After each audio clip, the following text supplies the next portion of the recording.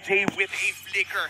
Baka ito na yung bagong Rene J pumasok sa tatlo. Nakahanap ng kampyonato.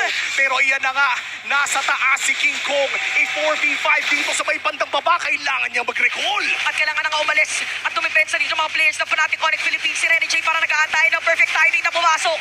Pumasok para mag-set up the play. Si Edward magiging target nila. Tataling na nga si Bruce kasi na masisipa niya.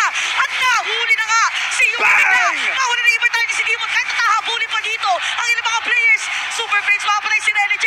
Apat na players ng side ng Aurora ang patay. The next standard na lang ang dedepensa at tumatakbo na ang mga Sonics. Winawagayway na ang mga dilaw na bandera ng Fnatic.